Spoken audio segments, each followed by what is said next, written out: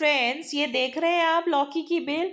कितनी अच्छी फ्रूटिंग की है इस लौकी की बेल ने। जी हाँ फ्रेंड्स, ये वही लौकी की बेल है जिसने कुछ दिन पहले तक इसमें बहुत अच्छी फ्रूटिंग की थी और अब ये इस प्रकार मुरझाने लगी है। हमने भी जब नया नया गार्डनिंग स्टार्ट किया था ना, तो हमारे मन में भी ये सवाल उठ जाता था कि कुछ समय पहले तो ये कितनी हरी भरी थी, कितने अच्छे फल दिए, कहीं कोई रोग तो नहीं लग गया मेरी इस बेल को। यह सवाल सिर्फ हमारे मन में नहीं उठता था, हम जानते हैं जिन्होंने नया कंटेनर गार्डनिंग शुरू किया होगा ना, उनके मन में ये सवाल जरूर उठते होंगे। इसलिए हमें लगा इस पर वीडियो बनाना बहुत जरूरी है।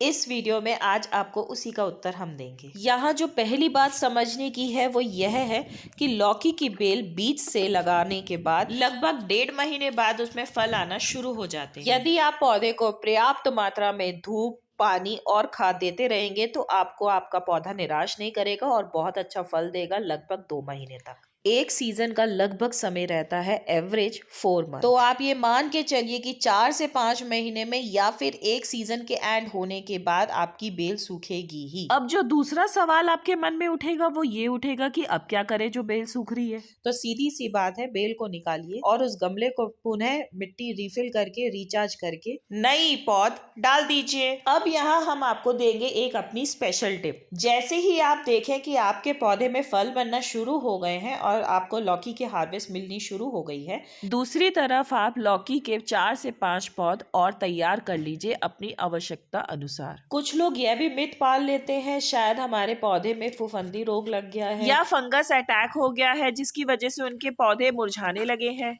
इसको देखिए, हम इस प्रकार समझते हैं, अगर उस पौधे में कोई वायरस या फंगस अटैक आ रहा और है अगर उस पौधे का लाइफ स्पैन खत्म हो चुका है या नहीं भी हुआ तो भी हमें उस पौधे को निकाल देना चाहिए। बजाय इसके हम क्या करने लगते हैं, इसमें पेस्टिसाइड्स डालने लगते हैं, फंगीसाइड डालने लगते हैं कि वो पौधा ठीक हो जाए।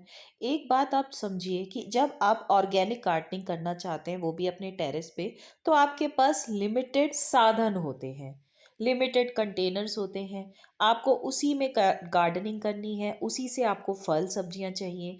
तो ये आपको ध्यान रखना पड़ेगा कि आप फंगीसाइड, पेस्टिसाइड्स का ज़्यादा यूज़ ना करके आप इस प्रकार से एक बेल अगर वो मुरझाने लगी है तो कोई बात नहीं, उसको निकाल दें ताकि ये वाले वायरस और फंगस दूसरे पौधों में ना जाए और आपको बिना कोई केमिकल या दवाइयों के आपको फ्रेश वेजिटेबल और फ्रूट्स मिल सके। गार्डनिंग में भी ज्ञान की आवश्यकता है। कोई भी कार्य करने से पहले जिस प्रकार उसके बारे में ज्ञान एकत्रित करना जरूरी है, उसी प्रकार गार्डनिंग करने से पहले भी ज्ञान एकत्रित करें। उसके बाद अपने ही एक्सपीरियंस से उसे समझें और सीखें। अब तक आप समझ ही गए होंगे कि पेड़ पौधे भी लिविंग थिंग्स हैं, तो उनकी भी एक लाइफ स्पैन होती है। ऐसी ही जानकारी पाने के लिए बने रहिए द गार्डन स्टोरी में। यदि आपने अभी तक ये चैनल सब्सक्राइब नहीं किया है तो जल्द ही सब्सक्राइब कर लीजिए।